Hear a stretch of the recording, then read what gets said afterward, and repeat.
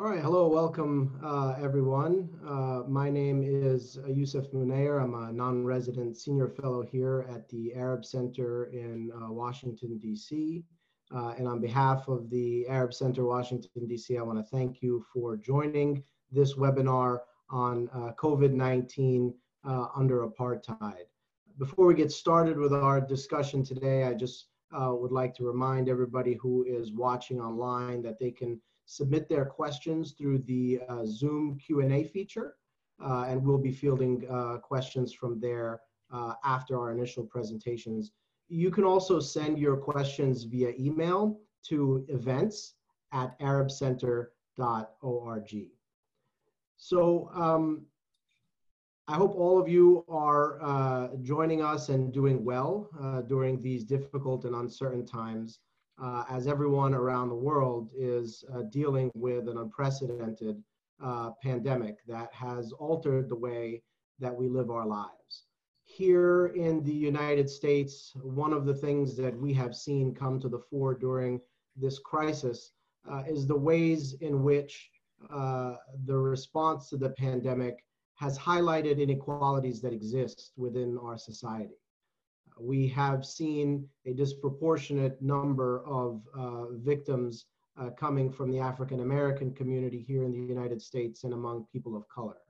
We've seen the ways in which essential workers tend to be those with the lowest pay, the least job security, and the least physical security for their health as well. We've seen the way that our economic system has severely impacted those most disadvantaged.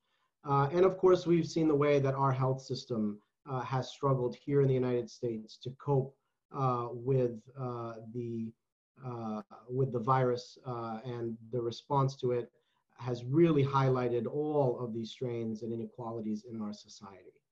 So what then, if this is what we are seeing in the United States, the richest, most powerful country in the world? What then does the response to COVID-19 look like in a place where inequality is far more pronounced on a regular basis when there is no pandemic? But there are other plights that are affecting society. We'll be discussing the threat of the coronavirus pandemic in the West Bank, East Jerusalem, and in the Gaza Strip, as well as for Palestinian citizens of Israel. As Israel's policies of occupation and settler colonialism continue in the midst of this global health crisis, we'll ask what additional challenges are Palestinians facing under military occupation, apartheid, siege, and various discriminatory policies. We're very fortunate to have with us two fantastic panelists today to help take us through this discussion, and I will be introducing them now in the order in which they will present. We're very happy to have Yara Hawari with us. Yara is the Senior Palestine Policy Fellow of Ashebeka, the Palestinian Policy Network.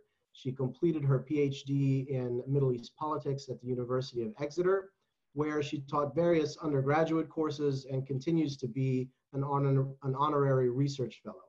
In addition to her academic work, which focused on indigenous studies and oral history, she's also a frequent political commentator, writing for various media outlets, including The Guardian, Foreign Policy, and Al Jazeera English. We're also very happy to have with us Deanna Butu. Deanna is a human rights lawyer and an analyst based in Palestine. She's a frequent commentator on Palestine and Israel's violations of Palestinian rights. Her writings have appeared in the New York Times, the Washington Post, the Boston Globe, CNN, and the BBC, among others. She holds degrees from the University of Toronto, Queen's University, and Kellogg School of Business, as well as Stanford University. So with this, I am going to ask Yara to begin with her opening comments, and we will go from there. Yara, the floor is yours. Thank you, Youssef, for hosting this, and thank you to all of you for participating in this webinar. So I'm just going to cover really briefly, sort of give an overview of COVID-19 in the West Bank as it happened, the restrictions, how Palestinians in the West Bank and Gaza, for that matter, have been dealing with it. And so some of you might already know a few of these details, so I'll try and not dwell too long on them. But the first measures that were taken against COVID-19 in the West Bank occurred early in March, quite ahead of a lot of other countries around the world. There was a confirmation of 7 cases in Bethlehem that were linked to a Greek tourist group. The Palestinian Authority subsequently declared a state of emergency, and it imposed a lockdown on the city, on Bethlehem, banning all entry and exit points, as well as enforcing a curfew on the residents. The PA then announced restrictions across the West Bank, including prohibiting travel between governorates, shutting down public spaces, including education facilities, schools, etc. And then on March 22nd, following a steady increase in cases, a curfew was announced, meaning that people could only go to supermarkets and pharmacies within an allocated time period. At the same time, as the PA was imposing these restrictions, there was also civilian checkpoints that were set up along rural roads, particularly in areas where the Palestinian Authority is not allowed to operate under the Oslo restrictions. And so what these checkpoints did was they were manned by local people, and they stopped drivers. They did rudimentary, and they continued to do rudimentary and basic health checks, and non-residents would be turned away. They were also particularly on guard for returning workers from 48 from inside the Green Line, and people trying to avoid quarantine, which I will talk about shortly in a bit more detail. So meanwhile, in Gaza, people began taking precautions in the cities around this time as well. They were buying hand sanitizer, disinfectants, and masks, which meant that there was actually quite a severe shortage on these products very quickly. And you may have noticed at this time as well in the media, there was this narrative that Gaza was protected from the virus because it's under siege. And so sort of putting a spin on the Israeli blockade, that was some kind of saving grace. What this narrative, of course, left out is that the blockade has devastated the health system in Gaza, and that thousands of people will die every year as a result of the siege, either through Israeli military attacks, or because of poverty, food insecurity, or because they can't get medical treatment, and the Israeli regime won't give them permits to be treated elsewhere. Now, the Hamas authorities were very vigilant in the week running up to the first declared cases. From the 13th of March, anyone entering in via Rafah or Eretz was placed under a 2-week quarantine, and Hamas actually turned many of the schools into quarantine facilities. I think about 24 schools in total. On the 21st of March, the first 2 cases in Gaza were announced, and these were 2 men returning from Pakistan.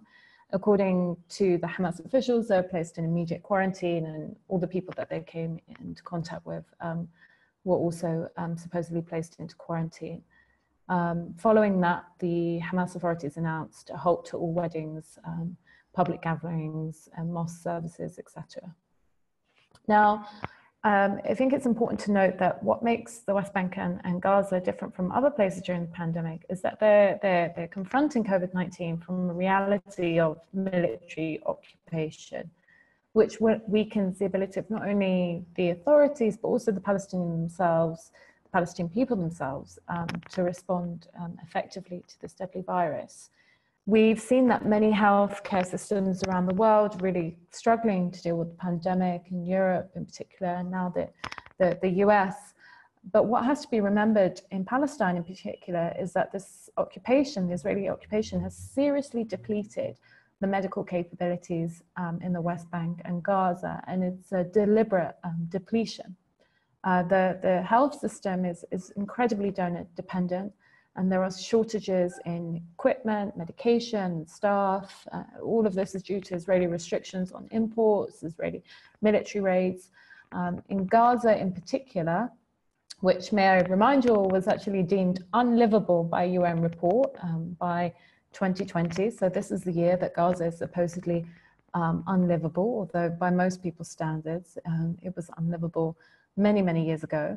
But in Gaza, the health system has been so devastated and is already struggling to deal with the medical cases it had before the pandemic. At current count, Gaza only has 78 ICU beds and 63 ventilators for a population of 2 million. Now, whilst this pandemic is ongoing, so are the daily manifestations of occupation, such as continued demolition of Palestinian homes, military raids on Palestinian villages and towns. But there have also been more direct and insidious attacks on Palestinians by the Israeli regime who have been trying to confront the virus, such as, for example, the destruction of a COVID-19 clinic in the Jordan Valley, the arrest of Palestinian volunteers attempting to distribute supplies to impoverished communities in East Jerusalem, the shutting down of another COVID-19 clinic in Silwan, a neighborhood in East Jerusalem, because they were using COVID-19 tests provided by the Palestinian Authority. And the Israeli regime forbids any PA activity to take place in East Jerusalem.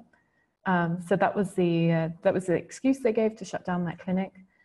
And importantly as well, something that we shouldn't forget is that the Israeli occupation authorities are also failing to take any preventative measures to protect Palestinian political prisoners who are being illegally incarcerated within a military prison system that fails to meet even the most basic of health and sanitation standards.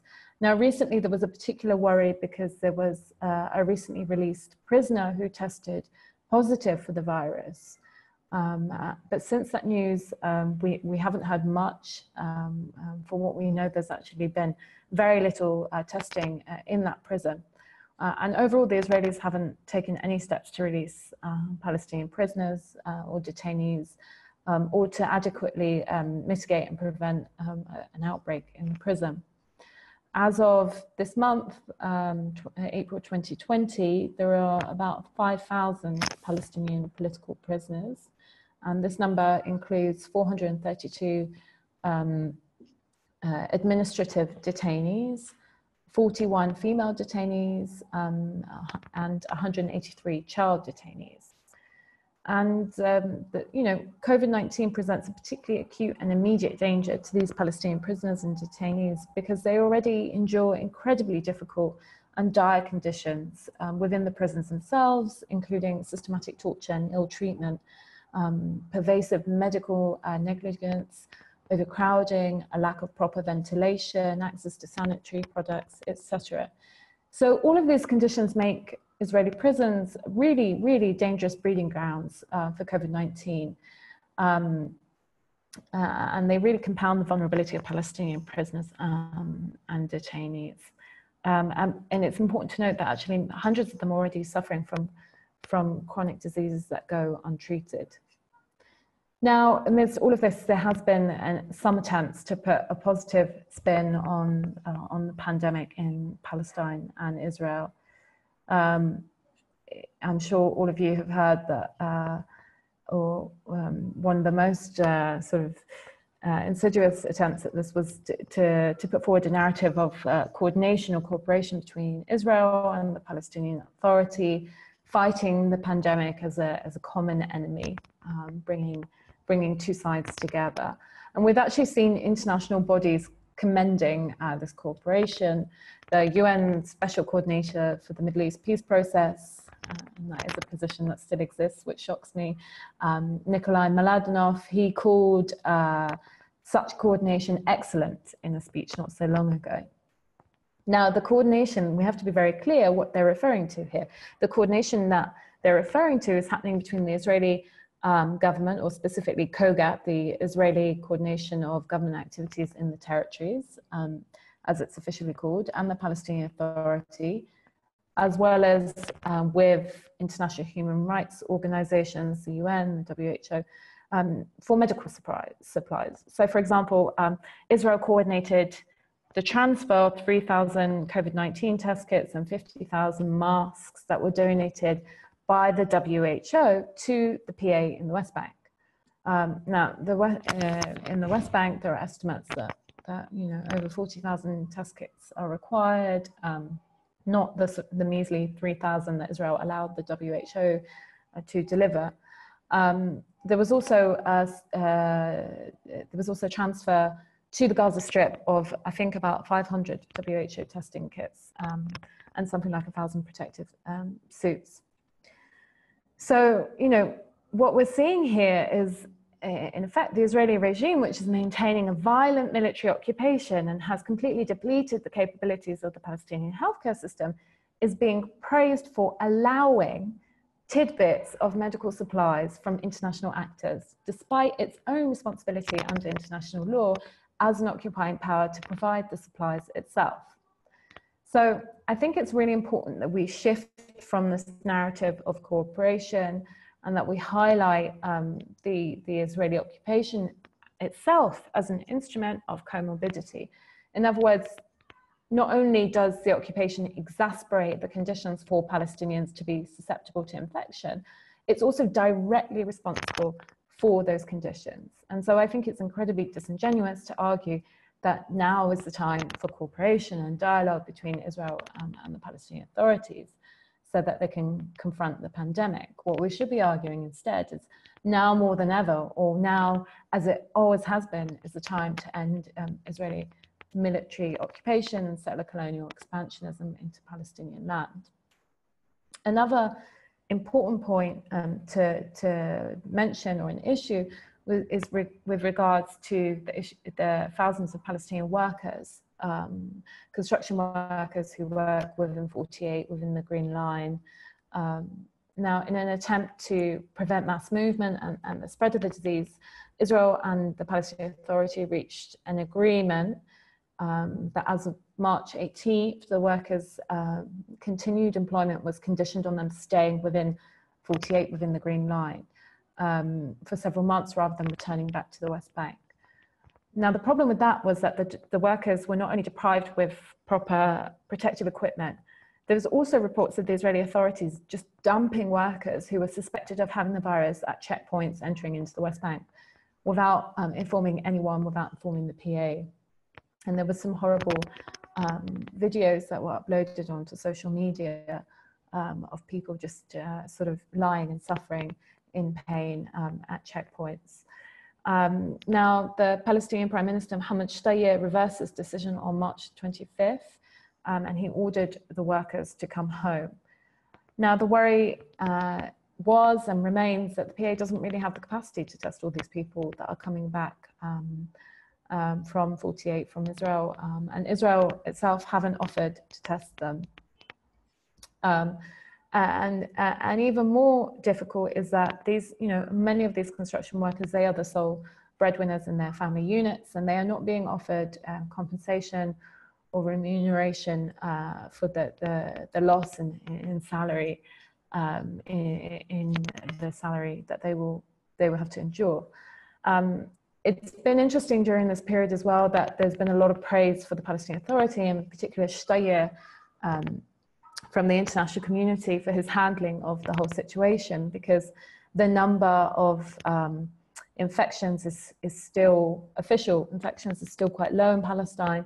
There are about, I think, like 350 or something, and there's only been 2 officially recorded deaths, which is incredibly low if you look at the sort of worldwide statistics. I suspect, however, that the numbers are not accurate because there hasn't been mass testing, and there aren't the capabilities in the West Bank and Gaza for that kind of testing. But it's important also to critique the PA, I think, during this time. It's been very clear from their economic measures that they have imposed that they are protecting the interests, their interests and the interests of the private sector first and foremost. And we've been seeing this trend worldwide, of course. Capitalism reigns superior during all of this. And I won't dwell too long on this, perhaps we can go more into it in the questions, but a couple of things that they have been doing, they imposed, or they offered recommendations to employers to continue paying their staff. And these were non-legally binding recommendations. So actually there was very little protection for employees. they exempted investors from fees in the stock exchange. Other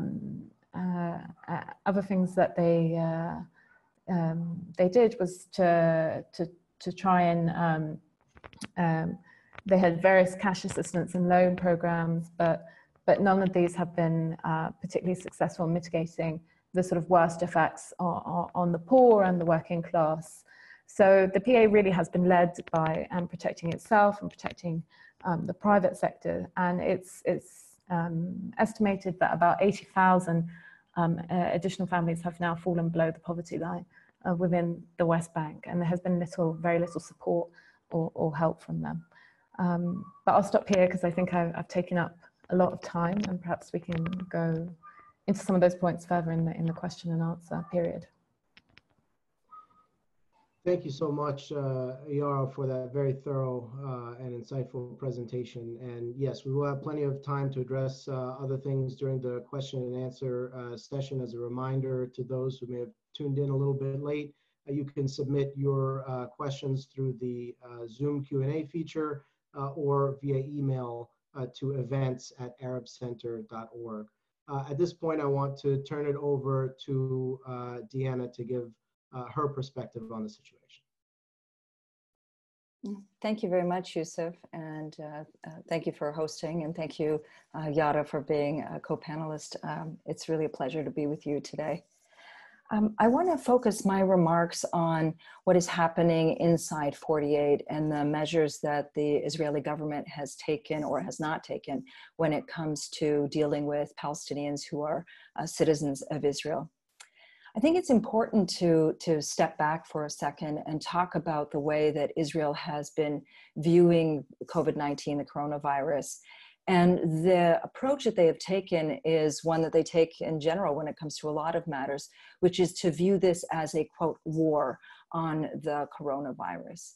And given that they have taken measures of viewing it as a war, the measures that have since ensued are exactly that, one that you would see that war measures that would be taken with everything from the Minister of Defense involved in decision-making to the army and so on being involved. And what this has meant is that a number of actions that the Israeli government has taken have been designed to, in effect, put into place that war machinery. So one of the first measures that the Israeli government undertook was to try to use the Shin Bet, the Israeli services, to try to track all individuals who have, and track their phones, who've been tested positive with the coronavirus, to then triangulate them with others in order to give a broader picture of what it is that is happening with patients, with contact in different parts of the country. Now, of course, for many individuals who have lived under a system, many Israelis who've lived under a system of a constant, since 1948, declaration of a state of emergency, this didn't exactly ring as something that was fearful for them. In fact, it was quite the opposite. Many individuals were actually applauding these moves.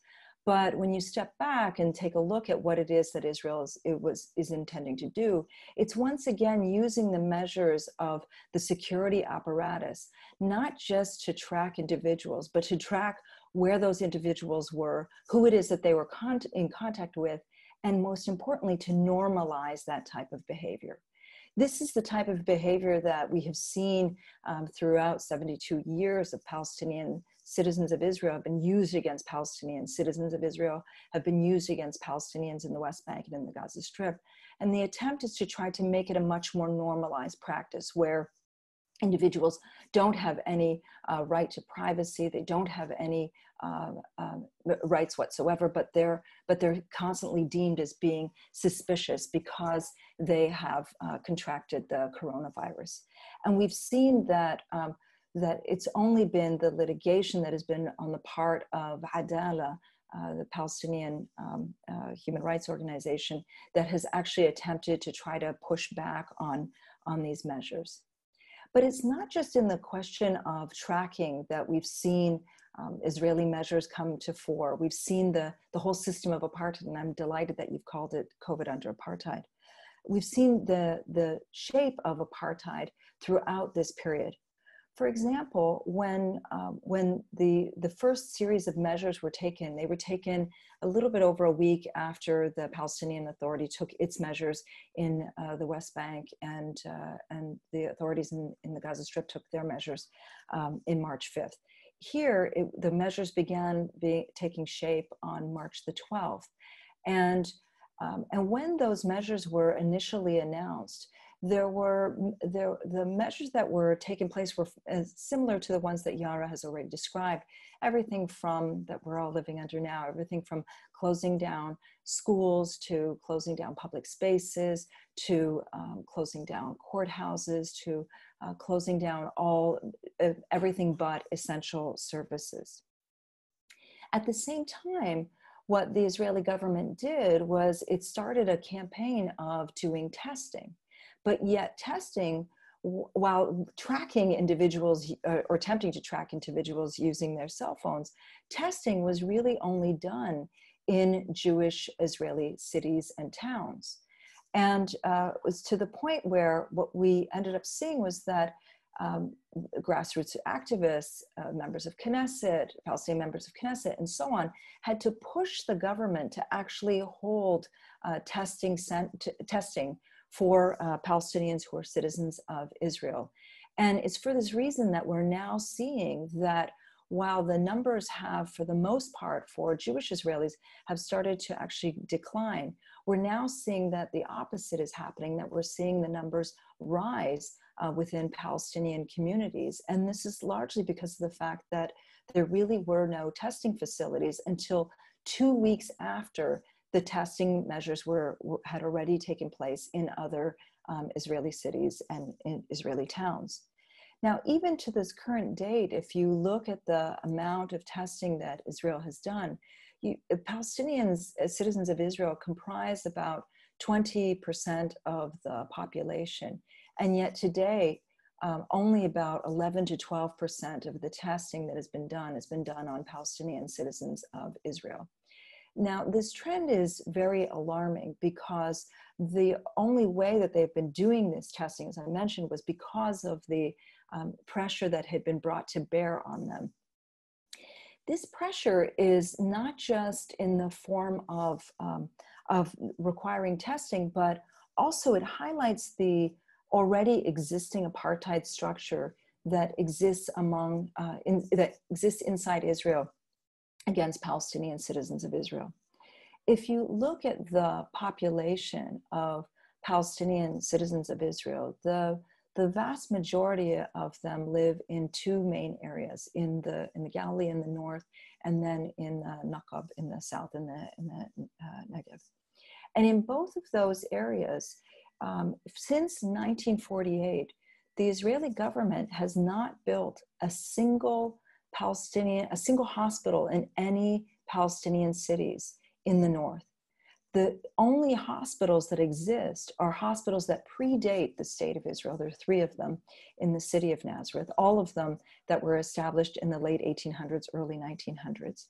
And none of these 3 hospitals is really well equipped to deal with any of the coronavirus or any of these emergency situations. And so what we've also seen alongside this, these testing clinics, these mobile testing clinics, is that even in the event that people are testing positive, that there isn't a nearby hospital that is able to treat these individuals. Instead, people have to go to Israeli hospitals to be treated if there is even an Israeli hospital nearby.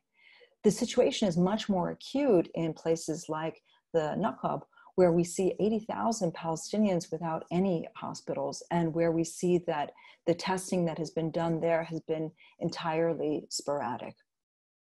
What it shows is that it highlights that even though Palestinians form very much a backbone in terms of being on the front lines of the medical system here in the country, that does not transcend into healthcare that is then provided to Palestinian communities. It's quite the opposite. It's the use of Palestinian doctors, but never transcending beyond to actually provide healthcare into Palestinian communities. Now, the issue of Israeli action doesn't just stop at testing. It also extends beyond that. And what we've seen is that throughout this period, there's been a lot of pressure and a lot of measures that have been taken against Palestinians who are citizens of Israel to enforce social distancing, and yet not the same measures taken against Israeli communities, Jewish Israeli communities, to enforce social distancing. In fact, up until just before Passover, there were still measures that were being allowed to have people to convene in synagogues, to have people attend ritual baths, and yet Palestinians were barred from entering to having more than 10 people in mosques to pray together. And so you can even see that the way that they have been doing enforcement has been discriminatory. But beyond just focusing on these measures, there has also been, and I want to highlight some of the things that Yara said and just add a little bit to it. One thing that we've seen that is very alarming is what has been happening with Palestinian political prisoners. As Yara mentioned, there hasn't been testing done. We don't exactly know what is happening in these prisons. And the reason that we don't know exactly what is happening in these prisons is because on March the 15th, Israel passed a set of emergency regulations. Included in those emergency regulations is a regulation that bars Palestinians from having any external contact, Palestinian prisoners from having any external contact. What that means is that there is no family visits and no lawyer visits. And the only contact that individuals are entitled to have is simply with their lawyers, and only if there is a case pending. And as I just mentioned, the courts are actually closed down. This is despite the fact that there have been petition after petition for years to have the basics of just a handheld phone being installed in Palestinian prisons so that they could actually have contact with their family, with their loved ones. And instead, what we're seeing now is yet again another measure that's aimed to lock down the prisons to make sure that that Palestinians are completely kept in the dark. One additional measure that we've seen is that there's been ironically, a jurisdictional fight, which is to say that in parts of Jerusalem that Israel has declared as being part of its municipal boundaries, for example, Kfar Aqqa being one of those areas, the areas that are specifically behind the wall, that even though Israel has failed for years to provide any real services to Palestinians who are living in these areas that are behind the wall, or in Silwan, or in other areas where the Israelis simply refuse to go, that the attempts by others to come in and fill the gap, such as the Palestinian Authority or such as community activists, have been met with repressive measures by the Israelis. So not just coming in and not providing services, but also actively blocking any attempts to have any testing or any mobile clinics being provided in these areas, with just last week, a raid by hundreds of Israeli soldiers, many of them wearing full hazmat suits, going into these areas to shut down these areas.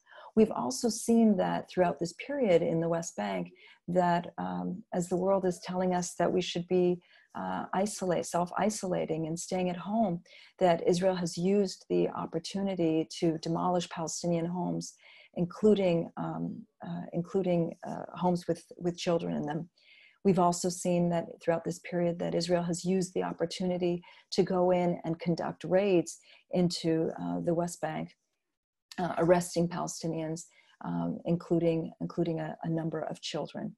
And so while the focus has been to try to show just how as Yara mentioned, how cooperative, and how magnanimous Israel has been. The reality has been exactly the opposite. That while the pandemic continues, the occupation is also continuing, and it's continuing under the cover of night, with no real attention being paid to these measures. I want to end by briefly saying that I was in 2002, when I was living in the West Bank. I lived during the system of closures and curfews that came with the Israeli reinvasion of the West Bank. And at the time, the measures that the Israeli government took were measures that people thought were going to somehow disappear. And they fell under the cover of night. And my fear is now that as we're living under this current pandemic, under this current situation, these new Israeli measures that the government is taking are similarly going to become permanent, as they have been permanent for quite some time. But they're going to become, as many people are talking about, the new normal. So everything from continued denial of healthcare, everything from continuing to raid Palestinian families' homes, everything from continuing to demolish Palestinian homes, even at a time when the world is saying we should be emerging from this and emerging better and becoming different. So I'll stop here and thank you very much. Thank you so much for all of that, Deanna. I do just want to repeat for those looking to submit questions, again, you could do so through the Zoom Q&A feature here or via email at events@arabcenterdc.org. Again, that's events@arabcenterdc.org. Before we take some of the questions that are coming in, we'll give people a moment to send them in. I did want to pose one myself to the two of you on an area that neither of you touched on too much, but nonetheless, I think is important fallout to consider here. And that's on the sort of the political fallout in the domestic arenas, both in Israeli politics and among the Palestinians. What implications, if any, does this crisis and the ways in which the governments have went about handling them impact the direction of Israeli and Palestinian politics? And I'll let either of you or both take a stab at that one. I was actually going to put that in my remarks, but then I saw your message that I should conclude soon. So I'll be very quick, and then Yara, maybe you can jump in. Look, this has also been this has also served as the cover for the Gantz-Netanyahu agreement. So I want to step back. The measures that were taken by the Israeli government were taken after the Israeli election. The Israeli election happened on March the 2nd, and the measures that were taken on March the 12th. Now, in the lead up to those measures being taken, we saw that Netanyahu was really trying to do anything possible to make sure that he is not going to face his trial. And so very quickly we saw that there were measures that were taken to, as I said, shut down the court system. And we have IKEA open, but yet the courts are closed right now. And then that also ended up serving as the impetus for the Gantz-Netanyahu agreement. Now, this Gantz-Netanyahu agreement, when Gantz came forward and announced that he was entering into this agreement with Netanyahu, he specifically said, things have changed since March the 2nd. We have to be mindful of the coronavirus. This is just going to be an emergency government. And because it's an emergency government, we need to come together and come together quickly and soon.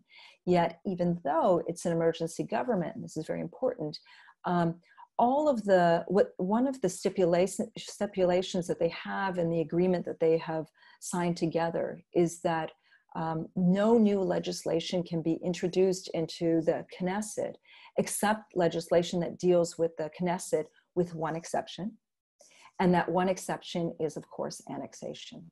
And so we've seen that that even in the cover of the coronavirus, as everybody is focused on the coronavirus, that they still have time to focus on stealing Palestinian land. They still have time to focus on demolishing Palestinian houses. They still have time to focus on raids. And of course, they still have time to push for legislation that is going to lead to annexation.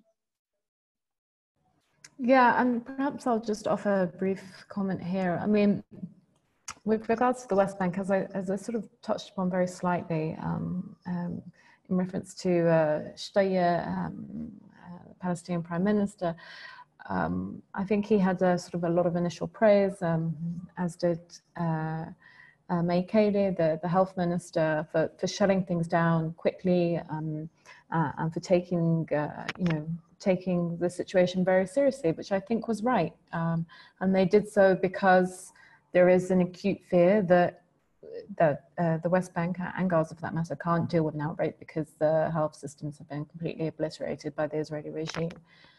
But the problem is that there's going to be a serious economic fallout out of all of this. And as I mentioned, the people that will most be affected are the working classes, the poor, and there haven't been appropriate measures to mitigate the worst effects on these vulnerable groups of people, including refugees, of course.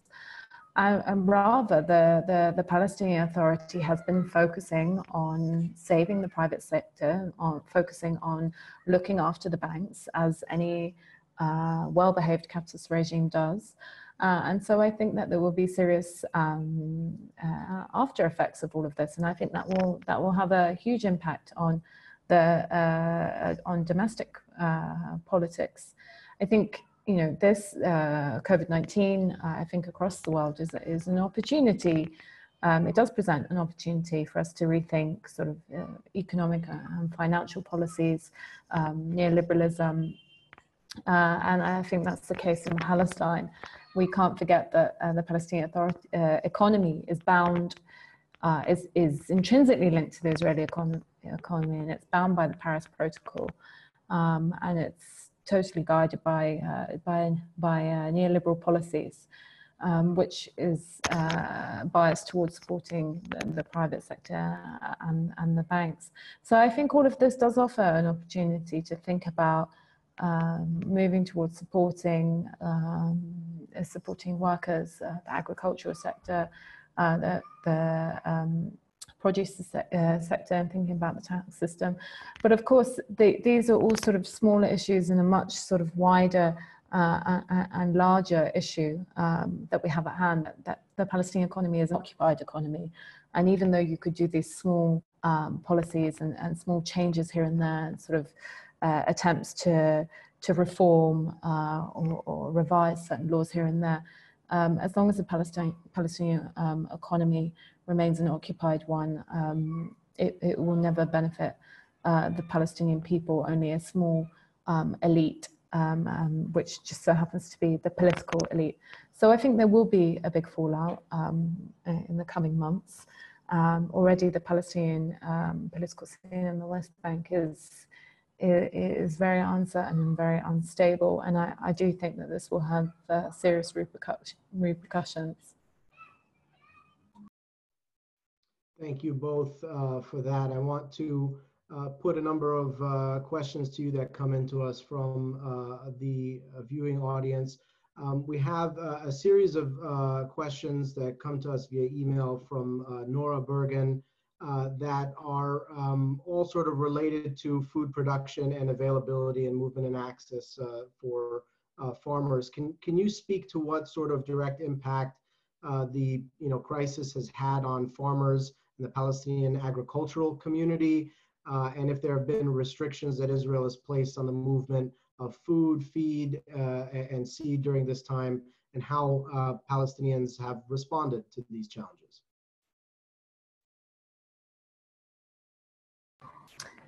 Yeah, I can answer that quite briefly. So with the lockdown, there were restrictions initially there have been restrictions of movements in between governorates in the West Bank, so even between very close cities and villages. And of course, this has had a really negative impact on a lot of working people, including farmers, not being able to have access to their land, etc. But the PA did enact a system of permits, of tasrih, which allowed people who had sort of essential business or farms or that kind of thing to still access their land. Now, the problem, of course, lies in the fact that the West Bank is completely fragmented, and many of the roads and in between the Palestinian Bantustans are controlled by the Israeli army. So there has been a complete lockdown there. So it's been very difficult for Palestinians to traverse those areas, and there have been and the checkpoints have been completely, the Israeli checkpoints have been completely closed. So it's been very difficult for Palestinians, particularly Palestinian farmers and workers, to continue with their livelihoods. There have been attempts, of course, by the communities from, just as elsewhere, to sort of try and mitigate the worst of these effects by setting up various funds and volunteer networks to help those who are most deeply affected. But for the most part, there have been individual and private efforts by activists and concerned citizens, and it hasn't been a sort of institutional or sort of authority-wide effort to try and help those in need in terms of food security and having cash to pay for bills and medicine, etc. And so there is a real worry that there are people that are struggling in the West Bank and Gaza and who don't have enough food, especially because those are the ones who rely on daily wages. So that worry continues, and unfortunately there hasn't been enough done to sort of protect and help these people. And all of this is exacerbated by the Israeli occupation and the fact that the West Bank is totally fragmented anyway. Thank you for that, Yara. Deanna, I think this one is directed more to you. Can you talk about the treatment by the Israeli authorities of Palestinian healthcare workers in 1948 area, even though they make up a significant proportion of the Israeli healthcare system? Yes, thank you, Yusuf. So the Palestinian citizens of Israel and Palestinians who are from the West Bank are also both essential components of the healthcare system. And so I first want to talk about workers, what they classify as workers, Palestinians who are coming from the West Bank. These are individuals who, for years, people have been requesting permits, been saying that there shouldn't be permits. They should have the ability to actually live in the places that they work and so on. And for decades, these individuals have been classified as being a blanket security risk. They suddenly overnight became part of the essential services.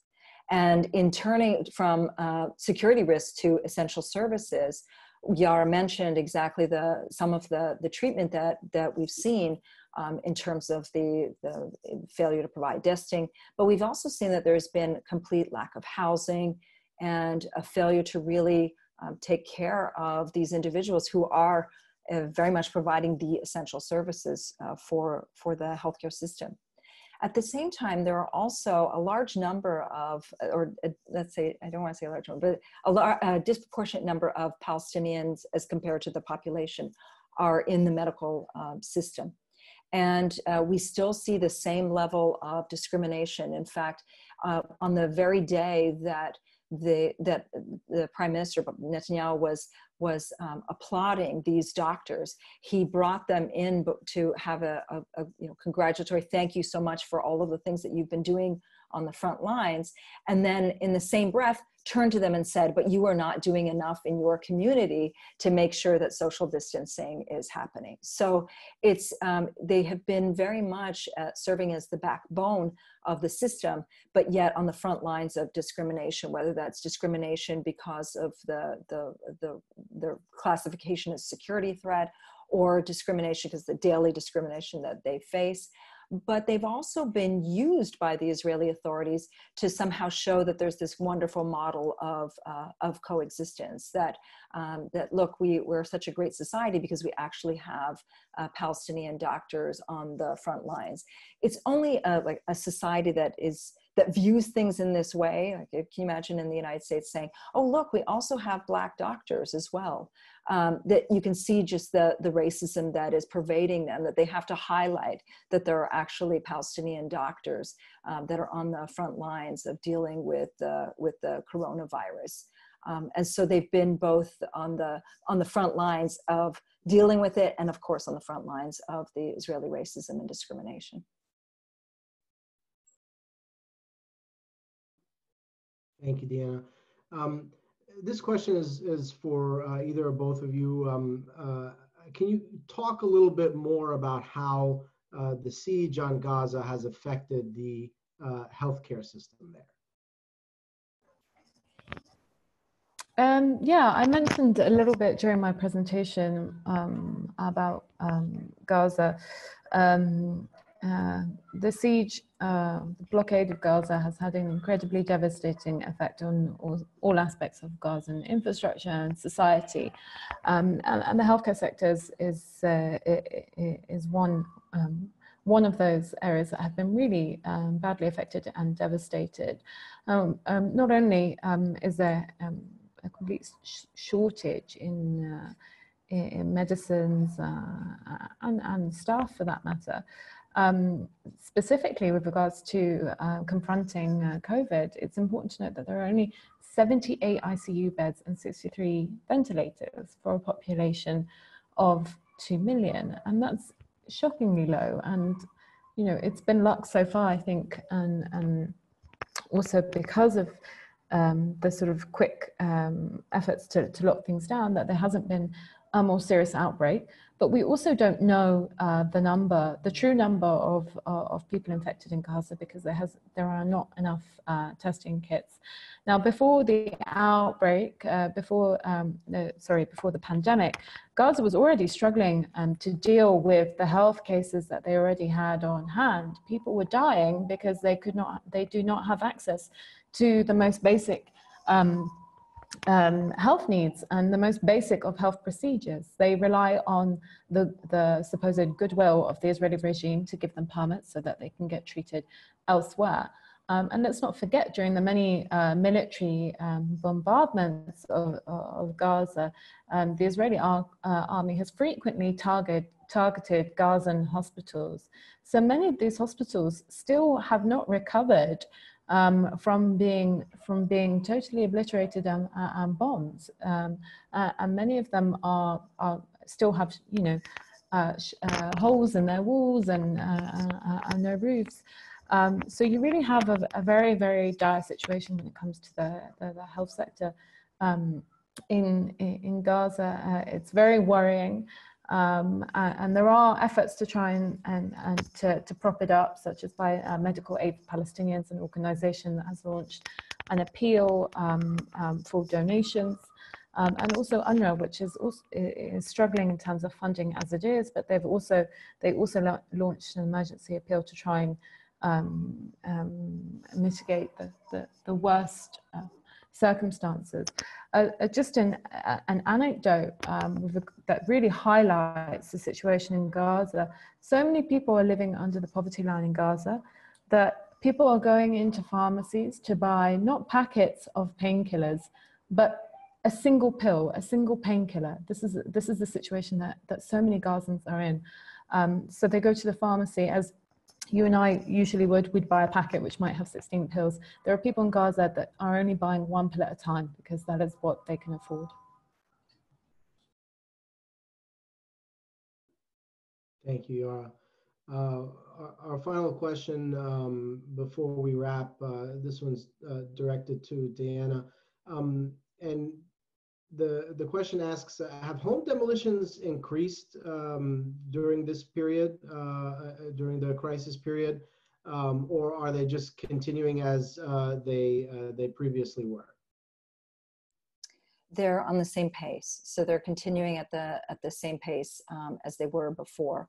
One thing that we've seen that has increased is that there's been much more of an attack on, much more demolitions of Palestinian, like if they're not homes, but for example, establishments, like if they have a work establishment, that we've seen with much more frequency than in the past. But in terms of home demolitions, the homes have continued at the same pace. The alarming part, of course, is that when you're demolishing a home, at the time when people are supposed to be staying at home, the question becomes, where do these people go? Where do the homeless individuals go? And because of the fact that almost everything has been shut down, that the basic systems that were in place to be able to absorb individuals, to give them alternative shelter, are also not really in place at this point in time. And this is where we've seen that much more grassroots initiatives to try to come and make sure that everybody is being protected in this time. So normally there would have been alternative shelters, but that is something that we aren't seeing at this point in time. Thank you for that, Diana. Well, with that final question, that will conclude our conversation for today. But I know that this is something that we will all be continuing to monitor very closely in Palestine and elsewhere. On behalf of the Arab Center, Washington, D.C., I want to thank you both very much for your participation today and for all of those who joined in viewing this webinar virtually, and hopefully we can do this in person next time, some point in the near future. I hope so. Inshallah. Thank you all very much. Thank you for having us.